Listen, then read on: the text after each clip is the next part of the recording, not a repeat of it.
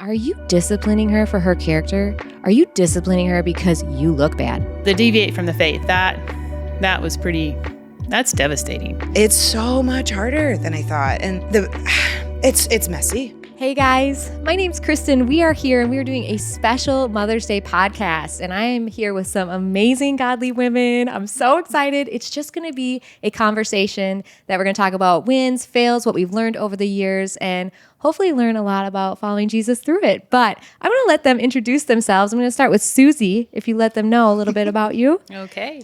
I'm Susie Schock. I have 6 kids, range from 29 all the way down to 9. So they were so spread out that, like I'm dealing with adult life. Mm-hmm. I'm dealing with, like you mentioned, learning how to read and all those little things and all the in-betweens. So it's either keeping me young or it's aging me. I don't know yet. A little bit of both. Yeah, I like it. All right, Tori. Yeah. Okay. So I'm Tori. I have 3 kids, all boys. So boy mom. Definitely wanted the girl, for anyone who's wondering. I was hoping for a girl. Yes. But God bless me with 3 boys. I love it. My oldest is 6 in kindergarten. My youngest is 16 months, so still a baby.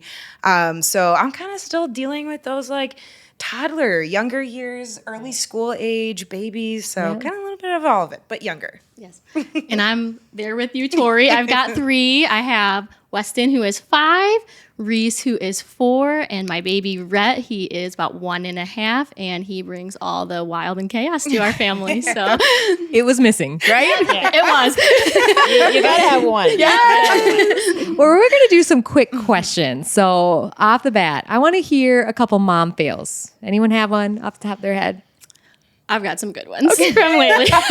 So they're both actually 2 fails, both at the YMCA and Crown Point Pool. First one, cool. I did not pack a swim diaper for my baby, and my husband was taking them swimming. So if you've ever put your baby in the pool in a regular diaper, you know that thing fills up. Right, it's like 20 pounds. So he's like, he just sends it. He's like, well, you forgot the swim diaper. I'm just going to bring him in the pool. Yeah. And the lifeguard comes up to him, and she's like, excuse me, sir. Is that a swim diaper? And he's like, no. Luckily, she was so nice and she had one and gave it to him. But then another day, we're all there swimming as a family, and they have like a little toddler slide. So he was at the top with the baby, and he was sliding down. I was catching him at the bottom, and he wanted to keep doing it again and again. Yeah. So he goes, my husband's like, oh, he can do it by himself. He doesn't need any help. And I'm like, oh, okay. So he lets him go down the slide, and I'm like, this is a terrible idea, but I just let him go, and I don't catch him.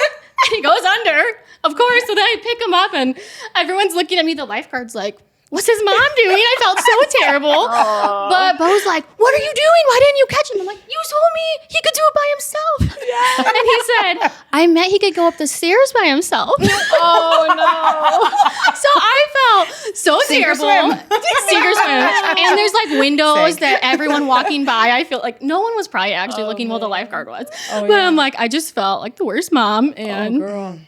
Hey. It was...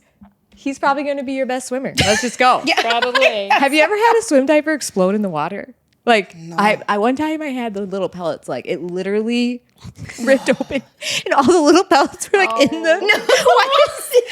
I'm like, somebody else is just. Just a bug scooper. No, that's never going in a public pool again. So that was mine. You blew it. To take us out of the pool, I had just had my 3rd Lewis. Life's a little busy, a little crazy, right? And we're in the car. We pull up to Ace Hardware. The older 2 are giving me a hard time, like, just get out of the car. Let's get in there. So I take my 2 kids into Ace Hardware, and we see a guy we know from church. And he's like, hey, how are you? How's the new baby? I was like, oh, the new baby is... Not with me. But I brought him to Ace. So we're in, but I could not tell him. Like, what's he going to think? I'm going to see him on Sunday. That's not a good look, right? So I'm like, oh, he is so good. I actually just realized I forgot something in the car. Yeah. I have to go. I'll be back, right? So I'm like, Henry, Simon, get in that. Get out now. So we get to the car. I see him. He's playing. He's happy. He's like, la, la, la. So I was like, nobody even knew. Get him in the car, I put him in the stroller. It's weird though, because I go back inside Ace, and now I've got a 3rd kid in a stroller, and I made sure I didn't see that guy again. Because he was gonna be like, surprise! right? So I let it go. We walked Ace, but I got what I needed and I got out. And I was like, I actually forgot a kid in the car. Pretty sure that's like, I don't know. Jesus never left him. Nope. Right there in that Jesus car. never leaves me, but I do. He keeps track of the whole world, and I can't even keep track of 3, but that's why we're not having 4. I get it. That 4 gone. That's hilarious. Susie, you had to have something. You've got... Well, okay. I was trying to think of something more recent. Yeah. I had a really bad mama bear moment. So we live on a farm. We got horses, and my 9-year-old, my youngest, she was working with her horse, and she's working on English writing, where you go up and down, the posting thing. Yeah. So we went into the small pasture, and our other horse saw the horse she was on and just took after the horse and started biting her on the butt. And while Eliana was on, and she's trying to hold on, and she's screaming, and she's freaking out, and I finally got him away. Well, he kept coming back. And eventually, the horse she was on kind of kicked at him, and she fell off, and it's not a real tall horse, and it's real sandy, and I knew she wasn't hurt, but she was screaming bloody murder. And you know what I did? I was like, "You're fine." And I took off after the horse, and I am just chasing the horse while she's in a pile of sand crying, and I'm like, what is wrong with me? She's hurt. So anyway, that was a mama bear. Like, I wanted vengeance more than I wanted to take care of her, So, yeah, baby. Yeah. I'm imagining that cape right now. Going after that horse. I would have cheered you on if I was like, get him on. So mad. It's like, whoa. Okay, ladies, myths. Are there any myths that you believed about motherhood before you became a mom? Yeah. I'm going to be real. I have always wanted to be a mom. So I had a lot of expectations going into it of what I thought it was going to be like. And I actually had the opportunity to work here as a children's director before becoming a mom. So I met a lot of moms, a lot of the kids, families, and there was a lot of beautiful things. And there was a lot of things that was like, my kids will never talk to me like that. Like, I'd see the families come in and be like, my kids are going to go into that class. They're going to love Jesus. Like, they're not going to be back talking me, right? Right. And my husband is such a good, stern, rule setter. Like, they're going to be so well behaved. And then I had my second, and my first, and my third. But so I think I kind of came in with this myth of believing it was really easy. You just had to do it right, and the people that were struggling were just probably doing it wrong or didn't care as much as I would. That's good. And I just have to say, boy, is that wrong, because I think any mother can say it about their kids. No one but Jesus loves my kids more than I do. And I care so deeply. And I don't have it down. My kids will still backtalk. My kids will still cry and not want to go into the classroom, whatever it is.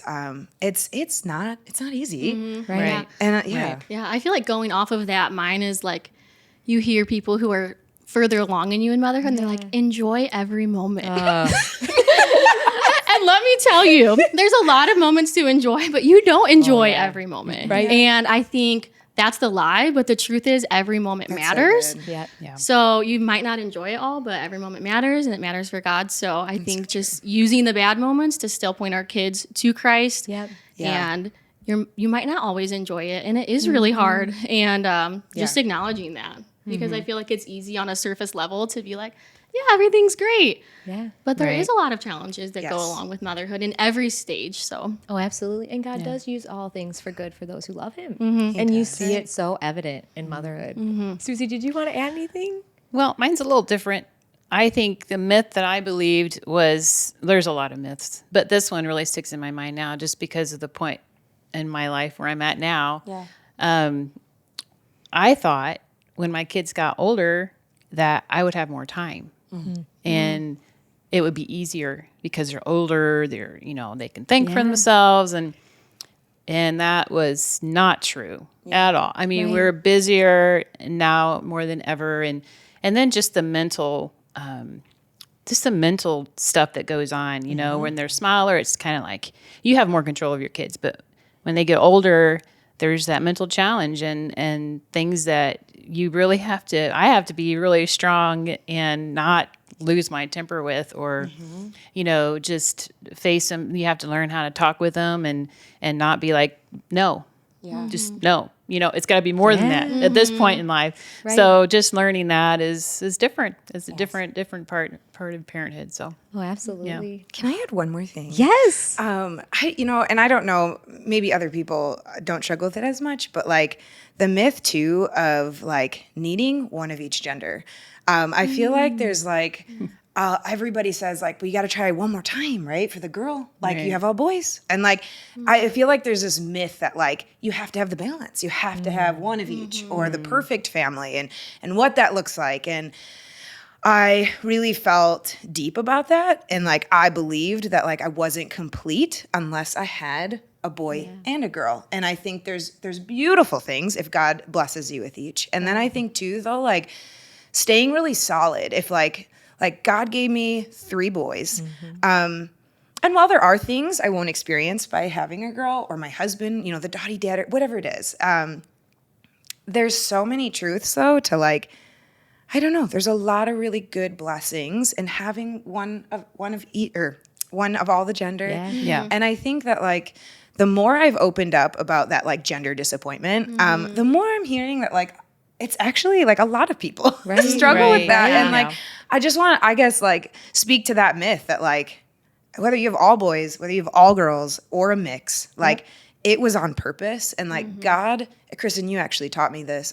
God gave you like what he knew you needed, but like what he knew you were capable of. And like what an honor that like God knew that like I was able to raise 3 boys and like that, like that's what my qualifications were. And that's what and not everyone can do it. How cool is it that he trusted me and vice versa. Like how cool that, he trusted you to have such the age gap and all, it's really cool to see how you can use what you're given instead of like kind of always wishing you had the opposite. Absolutely. And I come from a home of all girls and I loved it. Yeah. And that's what God chose for me too. I just love that you said that. Okay, speaking of motherhood and moms, who are somebody or a mom, spiritual mama that you look up to? And I just want to shout out to Tori. She doesn't have daughters, but she spiritually mamas a whole bunch of middle school girls through her life group. And it is so cool. Because what if God did, I don't know, what would your life look like if you did have the girl? Would your heart have been led towards discipling, leading these girls to Christ? I just think God has done so much through you in your obedience, and it's just been really neat. But thank you. And your daughter goes to her group, right? She does. Yeah. So like, I don't know, that's just really special too. That is. You get to kind of experience a little bit of Tori's like being a spiritual mama through your daughter. So how cool is that? It's the best. Yeah. And I think that is one of my favorite parts about being a part of a church community is having other women surround your kids and be spiritual mamas to them, because they're saying the same things. But I could say something 20 times, but Tori could say it once and be like, well, Tori said, and I'm like, yes, Jesus did say My that. parents right now are going, But it's so great because like, I don't care where it sinks into her heart. Like the biblical truths, I want it to sink, and it's just such a blessing. Absolutely. So, okay, moms you looked up to, whether actual moms of kids or spiritual mamas. Do you guys want to talk about any examples? Yeah, I feel like my mom has been just such a blessing in my life. And the older I've gotten, I've just cherished her more. Yeah. And she just has such a servant heart. Like she will drop anything to help me and the kids. If I'm sick, she's bringing Gatorade and soup over and watching my kids so I can go sleep. She's just there. She's like my go-to. We talk on the phone every day. And I feel like that's just so special to have that relationship with her. And it's just grown so much even as I've become an adult. So I feel like I have to shout out to my mom. I know she's watching this because she's my biggest supporter. So love you, Mom. And then the first people who came to my mind, other than my mom, were Patty Daly and Molly Chickenelli. If you guys know, I know you all know those ladies. They are just some amazing ladies in our church, and they are so godly. I feel like they just radiate joy. Every Sunday you see them and you feel like they are your mom. Like they just love everyone. Molly's taking pictures of everyone. Like everyone has a family picture because of Molly. Right. And I don't know. I just feel like those ladies came to my mind. And anytime I've been in a group with Patty, her wisdom. Oh, yeah. And she's just like so humble and so wise. Yes. So I feel like looking up to the older women in our church as well. Amen. That's so good. How about you guys?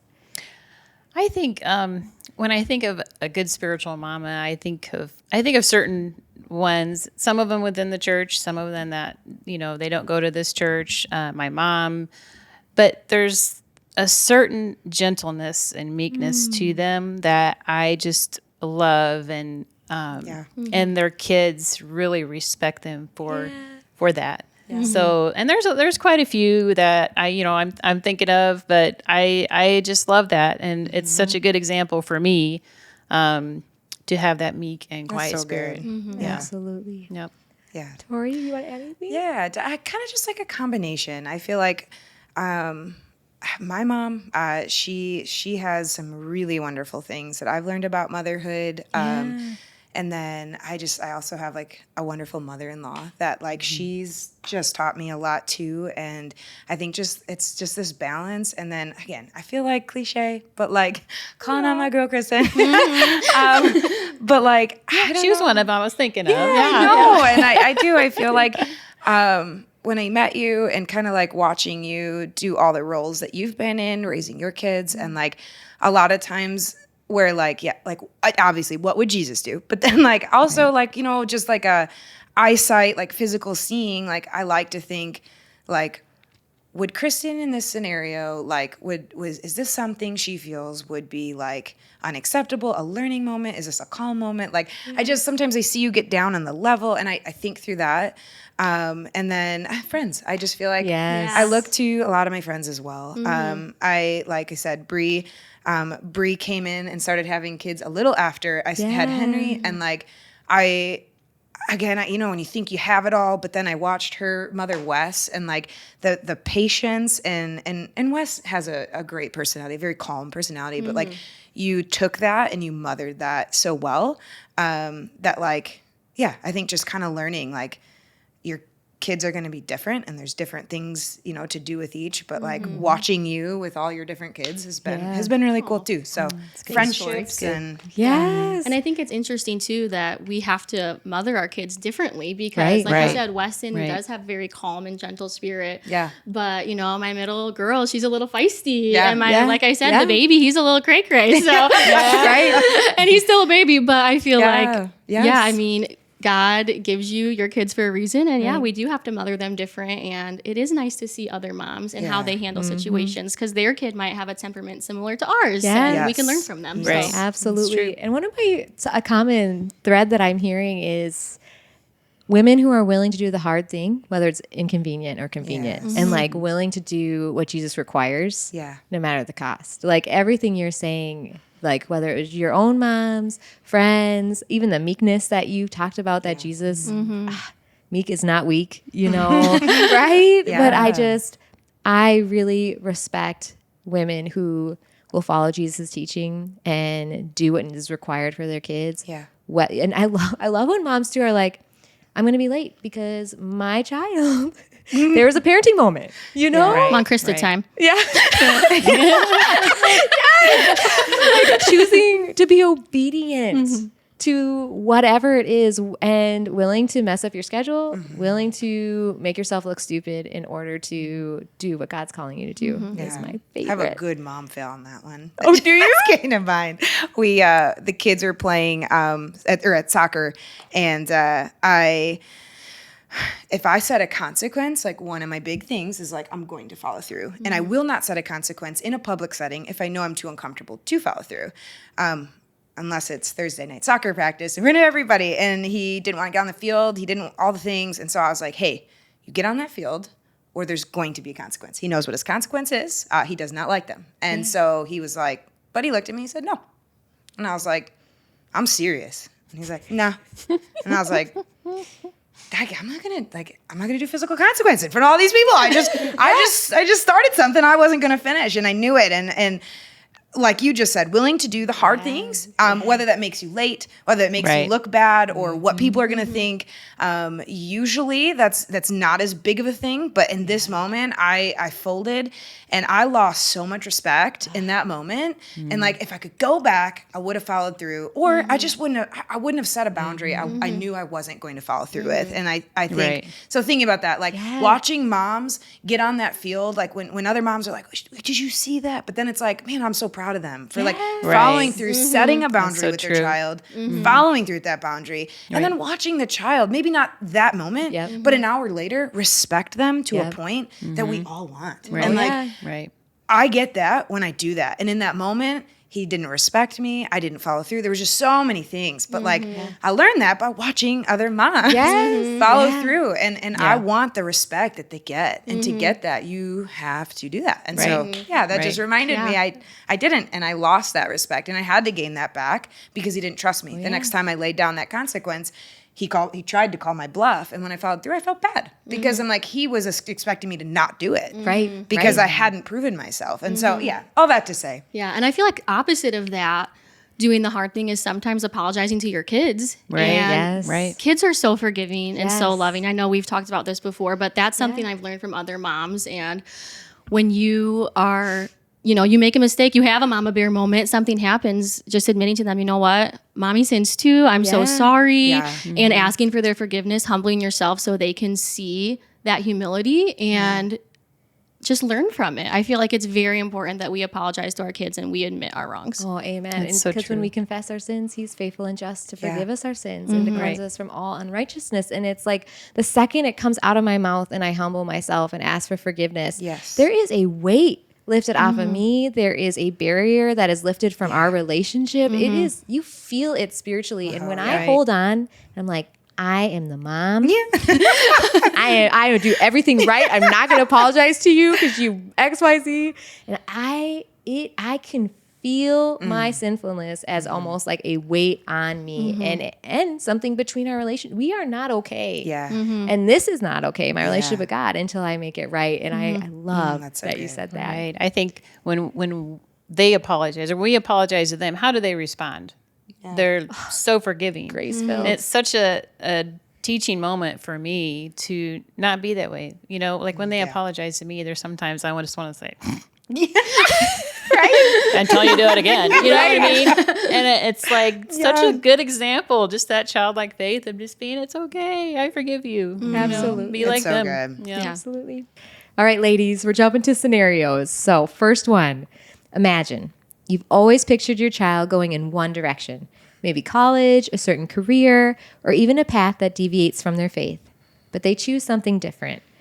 What does that moment feel like? And how do you navigate loving them through it? That's good. Yeah. So I'll start with that one. I think their career path is not that big of a deal to me because I know what it's like when you're expected to go to college. And college wasn't for me. I ended up joining the military and doing something totally different. But just having that expectations on my kids, it's not much of a struggle. I just want them to do something with their life, obviously, especially, whether it's going to college or getting, the trades or entrepreneur, whatever. But when they deviate from the faith, that's what's really hard. And my oldest daughter, she struggled big time. But a prayer I had from the very beginning of having kids was that I just prayed that each of my kids would never lose their faith in God. That was the main thing I would pray. Very faithful in that prayer. Yeah. And there was times that she wanted to leave her faith, and she'd tell me later, Mom, I just couldn't. I wanted to leave, but I could not. I couldn't. It's like he was holding on to me, and that was when I realized the power of a mom's prayer is just absolutely amazing. But yeah, deviating from faith that's a tough one. That's something where we have to lean in as husband and wife and be a team and work together and pray. Yeah, absolutely.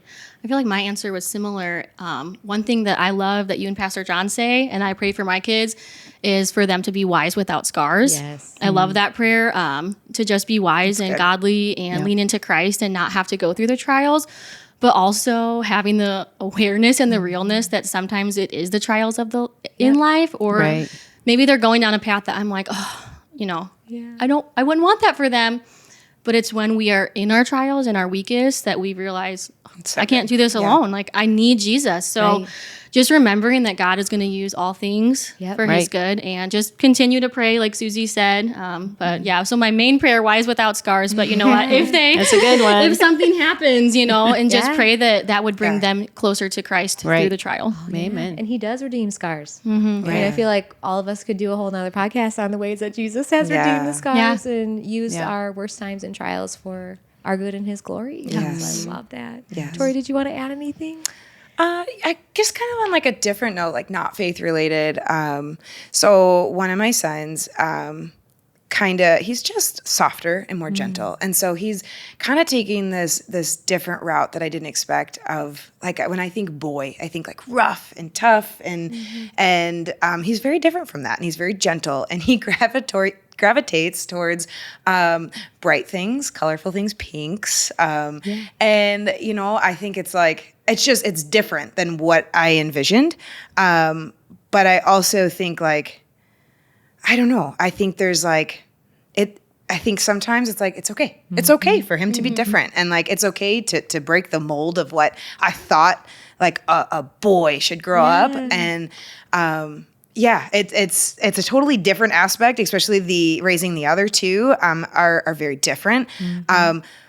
But he's just such a gentle soul. And I think to go with that, you know, even though for every no, there's a lot of yeses. So like, even though he's not what I expected, what he is like, he's gentle, he's loving, like his empathy and like understanding of the things around him are just so solid. And I just like, I guess in my mind, that's not like the typical route that I thought like a boy would go, but he's opening my mind to. And God doesn't make mistakes. Yeah. And he is going to be an exceptional part of the body that's needed. Yes. Be like the heart of David. Yes. I love that. All right, ladies, here's another scenario. So it's the first day of kindergarten or graduation day, or your child just got married. You know you have to let go, but your heart isn't ready. What has that kind of transition look like for you?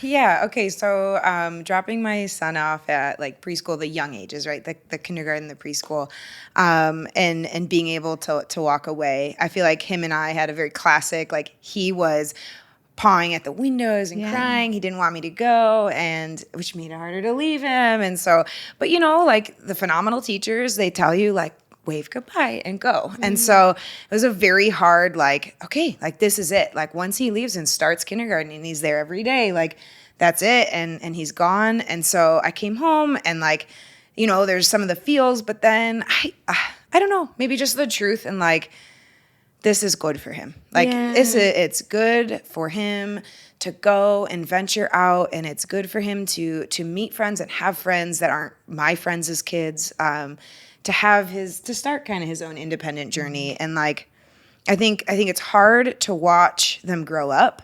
It's hard to let go of things that I have control over. When he was with me, like I told him what to eat for lunch. I packed, you know, like I guess I saw these things. And as I'm realizing, and I know Susie, you've been through like transitions with different ages of your kids that you can speak on. But I guess just for like the younger side of it with the little ones, they it's hard to let go of that control and let somebody else kind of like raise them. But the things I can control, what are they? I can choose the school I send him to. Like the people that have daily impact in his life that help him work through situations. I can help choose that. And so like by choosing the right schools, by meeting and knowing the teachers, allowing him to meet kids and other families that believe different things. Like I think to be a really great, well-rounded Christian, you have to see and know the other side well. And how is he going to see that? By sending him to kindergarten. Like by seeing and experiencing these things, that then he's going to come home and ask questions, but he's young. He's still coming home to me. And I'm going to answer these questions and work through these things with him. And so, it's hard for me to let go. It's hard to lose that control. But I have a lot of grace too in knowing that like when he comes home, he's learning things that he might not learn in the home that I can help him through. Absolutely. I love that answer. Do you have one, Susie? Because you're in a different stage. Right. Yeah. So my third child, she got married 2.5 years ago. She got married on the farm. So I homeschool all my kids. So they're at home with me. We're in activities and, they're fine. But so she went from being home to being married. And so after she got married, I was a mess. I mean, it was really hard for me to just let her go. And, the day after the wedding, I went down to where, down the field where she got married and all the bales of hay where we were sitting. And I just sat there and cried. Yeah. It was a time of mourning for me. It really was. But that's okay. I love her deeply, but she's doing something that she's supposed to do. Right. That's what I raised her for, not to stay at my house forever. And she married a wonderful man, but it was a time of mourning. It's not easy. It's not. Yeah. It's interesting how we can mourn even when it's an answer to prayer. Yeah. Mm-hmm. And just to relate, I remember so I have 4 kids and my youngest to full-time school. So it was the first time in like 10 years I didn't have someone with me in the morning. Mm-hmm. And I did a similar thing. I was driving my Buick LeSabre. I parked it in the church parking lot, cried by myself. And I had to surrender her to God. Mm-hmm. And all and also I feel like what God's been teaching me is it kind of goes back to a throwback sister, but don't look back. Mm-hmm. I could continue to mourn the places we've been, but I feel like God wants me to celebrate where they're at. And I think our kids want us to celebrate where they're at. I feel like when I have unintentionally put my grief or my sorrow and expressed it to my kids, I've seen my kids be like, well, I don't want to grow up. Yeah. Because they think that they're pleasing me. Right. Mm-hmm. And I want them to know that this is exactly where they're supposed to be. We're going to celebrate their age and my age and just trust God. Mm-hmm. Yeah. And we're in an answer to prayer. Mm-hmm. And having that future mindset. I'm not thinking about who I want Henry to be today or tomorrow, or any of my kids, who I want them to be in 5 years, in 10 years. And then how do we get there and how do I get him there? Right. Yep. It's not by keeping him sheltered or not leaving him. It's by sending him to school. It's by or allowing him to have those experiences he needs to keep that future mindset of I want him to be a godly man. I want them to get married and live out God's will. And the only way they're going to do that is by me celebrating them in each step and encouraging them to continue to boldly take that next step. Mm-hmm. Absolutely. Yeah. Mm-hmm. Absolutely. Bree, did you want to add anything? I feel like my kids are so little still that I haven't really had any my oldest is going into kindergarten next year. So right now preschool is kind of a relief. It's just 2.5 hours. And I'm like, hi, I'll see you soon. I get time with only 1 kid instead of 3 toddlers. So I feel like I'm kind of opposite right now. As soon as my kids are 6 weeks, I'm to the church nursery. I'm going to go watch the message. It's only an hour. You'll be fine. And I know a lot of moms do struggle with that. But for me, I feel like I've just been blessed that I'm they're going to be okay. And I trust the people in the nursery. I trust my mom and my mother-in-law who I leave them with. And they do different things with them that are so fun and things that, sometimes if you're doing it every day, you can get a little burnt out. So I enjoy my one day going to work and they get to have fun with grandma. It's great. But thinking of weddings and if they choose to move away or any of those things that, I feel is going to be a whole different ball game. But for now, I'm kind of in a sweet spot where. And you told me, I think you were the one who said it. You're not a messy. You don't like doing the Play-Doh and the painting. Am I right? Or was this somebody else? This totally could have been someone else. I'll do it. I'm not crafty. Totally a Play-Doh mom. I'm not crafty. I'll order craft kits to my house where they tell me what to do, but I'm not gonna come up with craft. Right. And then when your mother-in-law does, and you send them over there, they're getting that Play-Doh time. Yes. Exactly. So I feel like I'm a little opposite of you guys, but. Well, and I think it's so important for our kids to have different leadership styles. I tell my kids that all the time, even with their teachers. They'll be like, I don't like this teacher. I'm like, that's great. Yeah. Mm-hmm. You need to learn how to submit to this authority that you don't work well with. Because that's going to be the rest of your life. Yeah, right? Absolutely. And it's such a great growth opportunity. But even just you having that strength to have them go in the nursery and the church. I know Tori talked a little bit about that. She was the children's director. Shout out. But like, or your parents, I know that can be really hard. Yeah. It was hard for me. The first couple of times they weren't in my arms in my house. It was hard, but I think it is so important for them to be under different authorities and different leadership. And it builds trust. They learn like mom comes back, like mom is always So, gonna come get me. And so I feel like Unless you this is forget good him for in the that car. too. Right. I did come back. You did come back. You're good. 16 months thriving. On the window. All right, ladies, you ready for another one? Yeah. Okay, you're folding laundry at midnight. You're packing lunches in the morning. You're juggling emotions, and no one notices. Have you had moments like this? What do you hold on to when it feels like no one sees your effort? Are you in my windows? I feel like, are you watching my life? Because that sounds pretty familiar. Paparazzi, baby. Yeah. You want to add something, Tori? I feel like this question is so incredibly relatable. I Oh, feel right. like I feel like if you're a mom and you can't be like, wow, that's fine. That's good too. And honestly, I'm so jealous. But like, it's just so relatable because like, God bless you. bless you. Unfortunately, on my end, it is a lot of that. And I actually just recently had a conversation with my husband, and I was like, because this is wrong. I want to be clear. Like, this was sinful, and it was something I had to ask for forgiveness for. But I straight up came out with it because I wasn't getting thanked. And like, I do a lot of work. I got a lot of kids, and somebody better start telling me I'm doing good, right? So he comes home, and I was like, quiet, and I was like, listen, I do good things, like.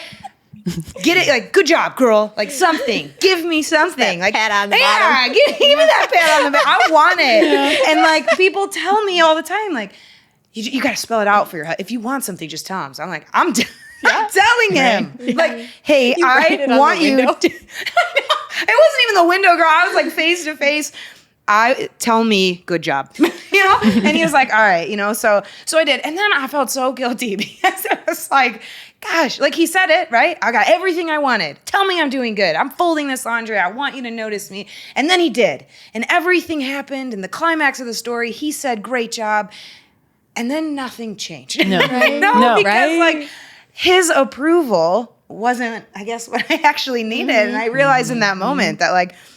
We went to bed, and I was like, maybe I just need to hear it again. So the next day, I was like, I'm gonna pack lunches. Like, I'm gonna do it all this morning. I'm gonna hear it again. And like, it just, the more I was doing or being thanked, didn't matter because it was like, I don't know. I guess it's like, it's not the strive for like somebody notice me, because even when you're noticed, like.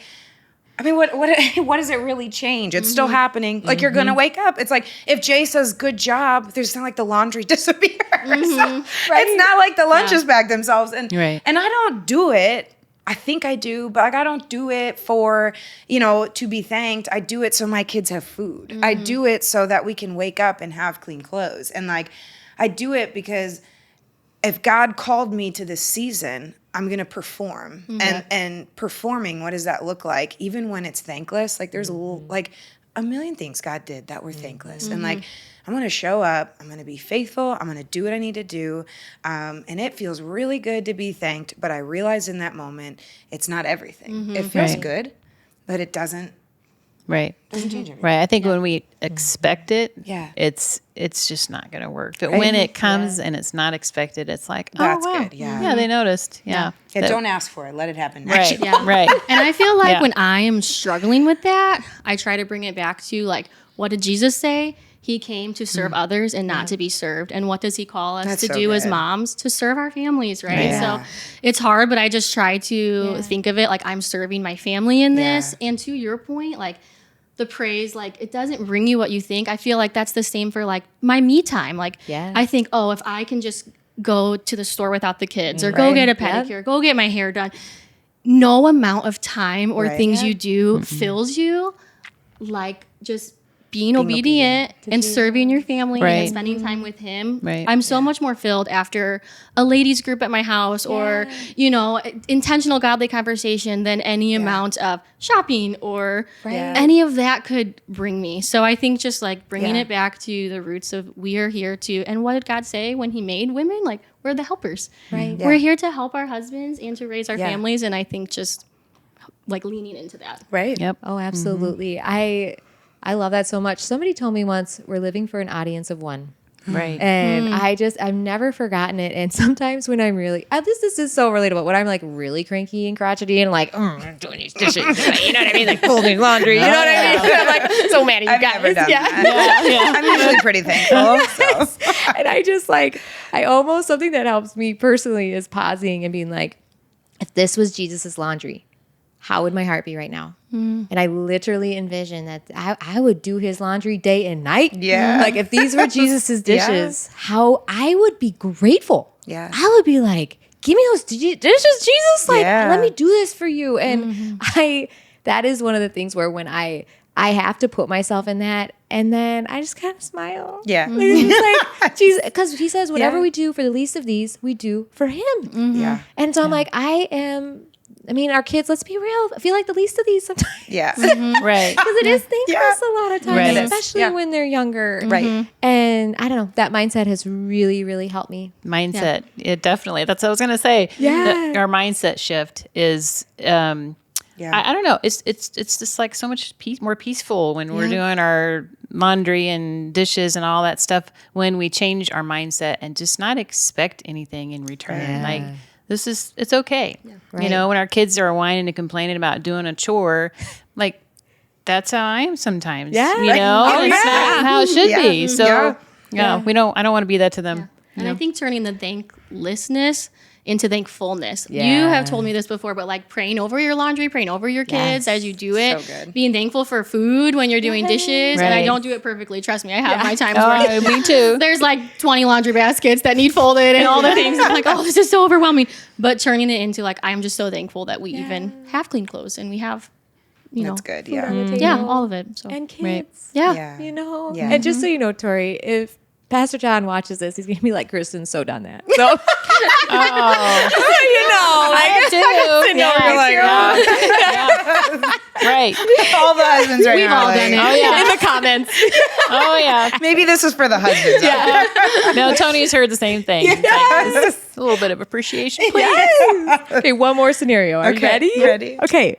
So you thought your family would look a certain way, calm, connected, maybe even a little picture perfect, but it's messy, chaotic, and full of unexpected challenges.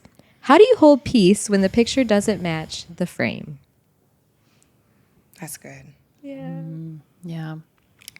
I mean, that's pretty much every day for us, really. Yeah. There's always some disappointment. Well, I wouldn't say always, but or interruption in the day, or just something's messy. It's never put together. It's like never put together. Right. So I just have to accept that. It's not, it's okay. It's all right. You know, life's messy and it's not going to be picture perfect and it's not going to be Facebook worthy. Yeah. But that's okay. That's how life is. Yeah. It is. I feel like God called me out on that one time when my oldest was really little. I can't remember exactly what happened, but she made a fool out of us at someone's house. Like anything I asked her to do, she wouldn't do. Just throw food on the ground. Like just where you feel like as a mom, you have embarrassed me so badly. Yeah. And I was so angry. Yeah. I was so mad at her. And I remember putting her to bed and being so, I disciplined her. And then I was like, so mad at you. Like, whatever. I don't even know what I said, but my heart was so bad. And I remember her looking up at me in her crib, just seeing her like sadness over my anger and almost just like shock of like, wow, like I've never seen you like this. And I remember I was still not convicted. I remember going out of her room and being like, God, can't believe this. Like I'm doing all these things, like I'm disciplining her and doing all this stuff. And I remember just feeling like God told me, Kristen, are you disciplining her for her character? Are you disciplining her because you look bad? Mm-hmm. And it was one of those moments where it was like, it was totally because I look bad. Right. Mm-hmm. And it was a game changer for me. And that's a question I ask myself all the time. Like, am I disciplining my kids because of their character, because I want to point them to Jesus? Or is this just because it's the Christian show? And I want everyone to perceive that my life's put together and we have this great family. And I am Like, it's the way we talked about redeeming scars. Like, that's a really humiliating moment for my sinfulness. Yeah. Oh my goodness. I think that was a pivotal moment that changed my parenting. Yeah. That's good. Yeah, that's so good. Yeah. Yeah, I think too, like I said, being the children's director, just knowing so many families, I kind of thought I knew what motherhood was going to be. Yeah. And I just, like, it sounds so not humble, but like, it was going to be easy for me. Hashtag easy, right? Like, I didn't really see myself struggling that much because I love kids. Like, I'm constantly around them. I love them. I've got the energy. Like, my love runs so deep. And then I don't like, I love romance. Like, I love love. I love family games. Here's a real thing. I love tornadoes. Not real, not actual the tornado, but the fact that it brings us to the basement and we're all stuck together for like an hour. I have a crawl space, not a basement. So Growing up, like that would go off, and this is my first thought. Like, I love car trips. I love when people are stuck with me, my family. Like, no one can leave me. Like, I just love it, and I thrive in that. And so I was like, this is so good. And so then we had kids, and it's so much harder than I thought, and like it's messy. It's very chaos, messy. and I want them to love and love all the things I love, and they love very different things. And I wanted a girl, and then I had boys, and life is just so not what I had. I set this bar of expectation, and then God was like, that's him blowing the bar away. He was like wrong, and he had something totally different for me, and like it is messy and chaos. So what do I do? Parts of it I embrace. Because they were meant to be that way. And parts of it, I think too, just have to be, I don't know, kind of like tamed or directed in towards God. But like, yeah, it's so different than I thought it was going to be. And it's a lot harder than I thought it was going to be. And discipline is so hard because the balance of disciplining and loving and pointing to Jesus and being firm and getting the respect, but not being overly firm and not being judged by others. There's so many different sides to all of it that I had no idea. And I want to do it perfectly, but I wasn't called to be perfect. Right? And so I think that I have to remember too. And it's just, it's one of those things that it's chaotic, it's messy. I have to embrace it, but I also like have to remember like to honor Jesus. And if that doesn't include embracing it, but it calls to changing it, I got to be ready for that too. Amen. Yeah, and what's perfect for your family might be different from someone else's. And realizing that like life's not perfect. You know, what do we remember? It's the messy moments. It's the candid, the raw moments. Like those are the best memories. It's not the perfect Easter photo or the perfect, it's not that. It is the candid. So, It's so true. It's so I true. love that. Because I actually remember we had a flower fight one time. And at first they started throwing flour and I was like, this is bothering me. I thought you meant like flowers. We're making cookies. And then they started, and then it just went out into an all-out flour. I was just like, well, here we go. And it is, you don't forget it. Yeah, Right. Absolutely. So it wasn't a clean kitchen. It wasn't a picture perfect, but that's awesome. Absolutely. All right, ladies, I would love to do a couple more if that's okay. So let's hit this one. You're doing your best as a mom, but a friend comments on your parenting or social media makes you feel behind. How do you handle those voices and stay confident in the choices you've made? Ooh, that's good. Yeah. I feel like knowing that social media is not it's not real. Everyone's posting the best versions of themselves or their families. So just trying not to get caught in that comparison trap, and also just like, I'm just trying to survive over here. I love the social media pages that are like real and funny and the relatable. Like those are some of my favorite ones, especially about motherhood. Because I'm like, people are feeding their sourdough starter. I can't, I have to feed my kids 3 times a day. I've gotten like 3 of those and they've all gone bad. Yeah, that's Susie, why I don't do it. I don't do it. I was gonna say, if anyone's watching, I would love to. sourdough. So. You can bring me some because it's not gonna happen in the next. a long foreseeable time. It's not happening for me. So Absolutely. that's it for me. I think there's just certain things that come up that, why can't I be more like that, more fun like them, whatever, that comparison trap. And I think it's just like, I'm built different. My relationships with my children are different. Absolutely. And I feel like when I get that tinge of jealousy, Right. comparison, I think the question that's helped me lens it better is, there's something I see that I like. Yeah. Instead of being jealous or tearing them down, Right. how can I Incorporate. incorporate it into my own parenting and my own motherhood?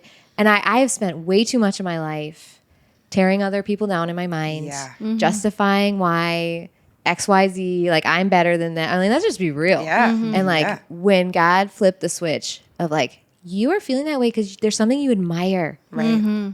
There's life and death in the tongue. Tell them. Yeah. I feel right. Like, Right. and the times that they've needed to hear it, because they don't feel like they're doing it. Right. Like God has blessed me at voicing the thing I admire, but then also like, okay, how can I implement that in a way that would be a blessing to my family? Yeah. Right. Yeah. That's good. Susie, you want to add Yeah, I something? mean, I'm really competitive, so that was a struggle, especially earlier on in our marriage and kids and stuff.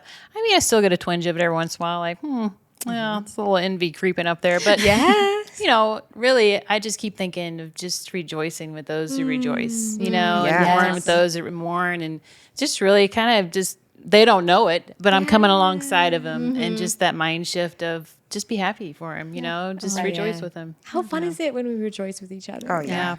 It just lightens your load. Right. It does. Right. So I couldn't agree more. Okay, you ready? This is maybe my favorite scenario. So, talking about marriage, one of you wants to say yes and the other says no. Maybe it's discipline, screen time, or school. How do you work through those parenting disagreements without letting them divide you?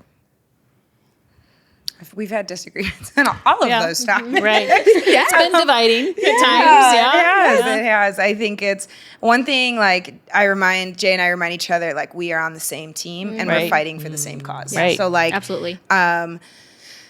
when it comes to screen time, school, Henry thinks he's sick. Jay's like, he's going to school. And I'm like, he's sick. He needs to stay home. Yeah. Which way do you lean? I think we're on the same team. Yeah. Like we will never, we've disagreed in front of the kids, but we will never argue or like prove each other wrong or pin each other against each other in front of the children. Yeah. That's for like behind scenes. And we, trying to show the honor and respect to each other. But then also, there's a lot of scenarios that like, as Jay, as the husband, I don't know if this is right or wrong, but like, I want the kids to see his authority rule. Yeah. And so like, if it's something that like I know or matters, like I might agree with Jay and then I might maybe in a minute we'll be like, hey, I really think you should go back out there and I think you should tell them that, it's okay if he stays home. I really think he's sick. And then Jay will say the no, but then he'll go back out and say the yes. It's never him versus me. And then I think like supporting each other in the role, but then like in the ones that don't matter as much, giving Jay that like masculine like authority of the household to say like, Dad, what do you think? Yeah. And then when Dad says no and he looks at me and he says, well, Mom, don't you usually say I can? And I say, no, your father said no today and I agree. Right. But it's not just your father said no, so it's no. I back him. Yeah. Your father said no, good. So like I agree. The answer is no. Yep. I love that. Yeah. Right. I think being on the same team is really important. I think when we've gone through trials, and I discovered that when we've gone through these trials with our kids, these big trials, and I realized, man, it feels so much better to be together on this. And it's so, even though we're going through something so hard, but knowing that, man, we're together on this, and it is just so beautiful. Someone's and it on brought your us side. closer. I mean, there are times, we don't agree on something, or I have to remind him. But I've also realized that my tone of voice and how I remind him of something, or tell Eliana she looks pretty in her dress. Just a gentle reminder to do something, and he's fine with it. But when I have that that little bit of irkness in my voice. It's, Right. it's never received well, you know. So I have to watch my tone of voice with things like that. Oh, I love that. Yeah, that's so good. I feel like I agree with everything Yeah. they were saying. Like teamwork is huge, and there's a verse in Philippians that I like to think of, and it says like, "Love each other, and you have one purpose and one mind." And I feel like in marriage and in parenthood, like what is our purpose? We want to point our kids to Jesus, and we might not agree on every little thing, but the overall goal is the same. And we have to have each other's back, and we have to prioritize time together. Right. So really important. Like we make Right. sure we get a date night every month. We actually trade date nights with our really good friends. So they watch our kids, we watch their kids. And that has been such a blessing. We've been doing it for 5 years. And I think taking the time to pour into your marriage, because our kids are going to leave. Right. And we're going to have each other. And I think that, What's left? and we can tell, like, we haven't had a date in a while. Like, Oh, yeah. you can tell. And I feel like that's just been so good for our marriage. So Absolutely. go on dates with your husband. Right. Yes. Don't feel bad. Get the sitter. I'll you tell know, my get kids grandma. straight up, like, I mean, call me out. This is wrong. Okay. I'll look at them and be like, I love your dad more. No, we do that too, girl. Because I want there to be this clear. I want Jay to hear it. Yep. I want him to know. I pour my heart and soul into these kids all day, and then he gets what's left of me at the end. But I want him to know, like, I love you more. Like, I love choose him you most. before. Yeah. But then, like, also, I want the kids to know, like, hey, I love you, but I love your dad. I love your dad Oh, more. yeah. And, like, you nothing you can do is going to change that. And which goes back to, like, date nights, and they're going to leave. And I hope they know when they leave and when they get married and grow up and go through the things that you're talking about. Like, I hope their wife tells them. And the same thing. Too. And I hope they do the same to their wives. And I hope they can learn and build that relationship where they've seen, like, my parents continuously choose each other. Even when it's hard. that. Right. Even when it doesn't make sense, I watch them choose love. You Oh know? yeah. Something when John and I are disagreeing, and maybe not even in front of the kids, just I don't know if you've ever had this where, you know, I'm like, I'm going to catch up on laundry and blah, blah, blah today. And then John's like, let's go to the Children's Museum. And I'm like, wait, no. Like, it's that controlling part. Like, I had the day plan. Yeah. Now you're stepping on my control. Yes. And something that I had to pray about it. Because I'm like, my instant remark would be like, no. Because we got to do this, and not even hear him out or validate this fun, spontaneous idea that he had. Yeah. And I started saying, in that moment where I wanted to be like, absolutely not, being like, I respect and hear what you're saying. Right. Give me a moment to get behind it. Yeah. Like that, I had to memorize it because I'm like, I need to have something memorized for these moments where I just want to shoot down my husband and tear him down. Even It's not even in front of the kids, but just but I need a second. Right. And I will get on my knees, be like, okay, God, this is like the last thing on earth I want to do today. Right. I get motion sick in the car. I hate museums. You know what I mean? Like, I really don't want to do this. God, you gotta take this. And I'll just spend some time with Jesus and go back there and be like, okay, let's go. Yeah. You know, because Yeah. we're called to submit to our Yes. husbands. And if he's not calling us to do something that God would call us not to do, like, as long as they're God honoring, like, why can't I get behind it? Right. You know? And so anyways, that has been a huge blessing. Just having something to memorize to, in those moments, give you a second to really see God and see if it's something you could get behind. And you shut them down, and it's just like, no. And then a week later, you're like, why aren't you more spontaneous? You never come up with fun things. Like, it's always me that has to plan. And they're like, you literally shut me down. Like, why would I Are do it you in again? my window now? That's so true. So yes. Okay, girls, rapid fire. Okay, I'm going to ask all you guys to quickly give a word of encouragement to someone watching. What would you say to any new mom who is maybe listening or watching to this podcast? I'm going to start with you, Bree. Mine is, I think it's serve with your kids and have your kids see you serving, because it's so easy to not serve, especially in the little years. But I think it's super important for them to see, like, we're making this meal and bringing it because this lady just had a baby, or, you know, we're going to go to church early because we're going to help with whatever. And I think that them just seeing, like, even seeing Bo has his life group twice a month at our house, and they know, like, a bunch of guys from church are coming. Daddy cooks for them, and they get to watch a movie about Jesus. Like, they're learning that at such a young age. So I think serve with your kids and don't let being a mom stop you from serving God. That's good. That's so good. All right, Tori. I think, like, being, I'm going to be honest. I just lost my train of thought. Susie, how about you go? Let me rethink here. Yeah, my thoughts together. That's good. Well, I was trying to get my thoughts together too, but I'll try. I'll put you on the spot. As for a new mom, I think, we've all struggled with just feeling like, is this it? Yeah. You know what I mean? And so I don't know. I think just leaning in on Christ and that this is perfect. Yeah. Being a mom, whether you're working or staying at home. I mean, either one. It's just it's what God intended. Yeah. And it's perfect, and there's nothing wrong with it. And Yes. your time is going to come when you can get out more and do the things that you wanted to do. But just be what am I saying? Contentment. Just being contented. That's good. Yeah.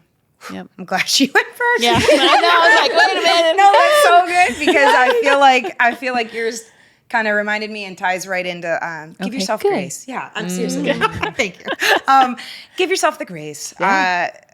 Everything we discussed, like motherhood is hard, and like God gives us grace so that we can feel what that is to give to others, and like give yourself the grace, give your kids the grace. Not everything, not every season, like you just said, is going to be what you imagined. It's not going to be what you thought or how you thought it'd feel, and that's okay. Yeah. Right. And like, but instead of, and then going off what you said, being stuck in the past, how can you take those seasons and know it's okay, but like it's not where you want to be, but like how do you get to where you want to be?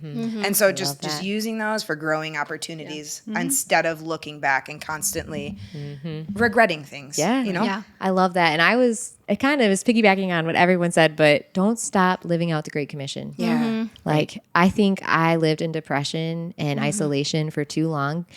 And because it is depressing not to live out our calling, which is sharing Jesus, discipling others, doing life groups. And I think it's a really great excuse. I mean, there's time. You need some time to heal. But like I always tell moms, get out sooner than you think you can. Yeah. Right. You need that community. You need other people. And if you're following Jesus, you need to be sharing who he is with others. Yeah. It just, nothing's better. Yeah. And I hear you saying don't isolate yourself. And Right. Satan can use that when you're by yourself. I feel like that is so easy for him to get in your head. So don't isolate yourself. Amen. Yep. All right. One more rapid fire. What would you say to the empty nest mothers out there? Anything? Susie, should I start with you? Do you need me to cover? You got something? No.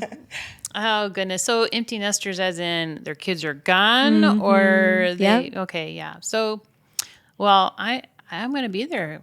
It's going to be a little bit. Yeah. But I'll be there. Yeah. And I have to think about that, really. Right. What am I going to do? I mean, there's going to be a time, well, it's going to be depressing at first, I think, but that's going to be a beautiful time for Tony and I, just to really, we're connected, but reconnect in a different way. Right. I love that. In a quieter way. Right. Yeah. And just, I don't know, just being with him by myself. That's hard to imagine. I mean, is it hard to imagine? yeah. It really is. But I think it's going to be beautiful. Yeah. And it's an exciting time. I mean, the kids are all going to be doing something on their own, what they're supposed to be doing, whether they're married or what. Yes. So I look forward to it. At the same time, it is kind of sad. Yeah. It's sad to think about. New chapter. Yeah. It is. It is. New chapter. You guys have any thoughts? My thought is just enjoy the next season with your adult children, because like I shared, mine and my mom's relationship as I become an adult has gotten closer. Yeah. And I feel like just enjoy the season where you get to be their friend and just do life with them, and you don't have to, discipline them on everything and guide them. I mean, you still can, but I feel like it's just different when you have adult children. So absolutely. enjoy the It new is. season. It is, and they are friends. I mean, the three that aren't at home. I mean, we're friends now. It's just and our conversations are just beautiful. I love the conversations we have that. I really couldn't have when they just saw me differently, and now they can confide in me more. Yeah. They appreciate what I have to say more, which is nice, of course. Right. But yeah, it's Absolutely. nice. Yeah. Tori, do you want to add anything? This is me looking at myself saying, don't lose yourself in your kids. Yeah. I feel like I need to hear that. And it's kind of exactly what you said about the parenting, but like, don't lose yourself in them, because while they feel like it's everything, there's a lot of life happening outside that circle, and you don't want to lose touch with that. Right. And so when you become an empty nester, if you've lost yourself in that, like, where are your friendships? Where's your relationship with your husband? Where are like your hobbies? When somebody asks you, where do you want to serve? Like, hey, you have Sundays open. Where are you serving? And you're like, I don't even know what I enjoy. Right. I don't want to lose that piece of me. So I think I'm telling myself, when you get to that season, have connections, have friendships, don't isolate, love your husband, serve in areas that you enjoy. And Absolutely. You're more than just a mom. Yeah. Right. It was kind of cool. I remember in the bathroom at church one time, never seen this woman again. She was 70 something, and we were talking, and she's like, you know what? Motherhood just keeps getting better. oh, And I have never Bring her forgotten. back. I know. It's like, I cling to it. I just keep getting better. And I believe when I'm 75, 80, if I'm still on this earth, it's just going to keep being better. But I think for an empty nester, there are so many people who need a spiritual mom. And if you are called to be a mom and you're an empty nester and you are longing to still be a mom, I was one of those people. Yeah. And I had a woman take me under my wing. She let me sleep over at house. She cooked for me. She really mothered me and led me to Jesus. Yeah. And I think there are so many opportunities. I talk with people at church all the time where they're just wishing somebody would invite them into their life and home. And I would hope that when we're empty nesters, we're still doing that. Okay, so really quick, when we're ending, I just thought it would be awesome to end with a verse to share with everyone who is watching or listening. So Bree, would you want to start? Yeah, I've got a verse. Let me pull it up here. It's on my phone. So Pastor John actually just said this in a sermon not too long ago, but it is in Psalms 127:3, children are a gift from the Lord. They are a reward from him. Children born to a young man are like arrows in a warrior's hand. How joyful is the man whose quiver is full of them. And then long after that sermon, I had saw a little video online, and it was a woman speaking about we're launching our kids into the world, and we have to be intentional about pointing them to the target of Jesus. Yeah. Because if you're not doing that, you are just blindly shooting, and the world is competing for them. So while they are under our care, like, treat them. They are a weapon. They are our spiritual, like, you know, they're the next generation of Christ followers. So point them to Jesus while we have them. And you know what? Like, I do believe that God is going to be faithful to, if you train a child up in the way they should go, they will not stray from it. Like Susie was saying with your daughter. Yeah, so that's good. I just love that verse. And I love that analogy of like trying to point them as Jesus is the target. So. Absolutely. it's Ooh, good. that's good. I know. I second that verse. Yeah. Susie, if you got something, I'm in. That's good. That's a hard one to beat.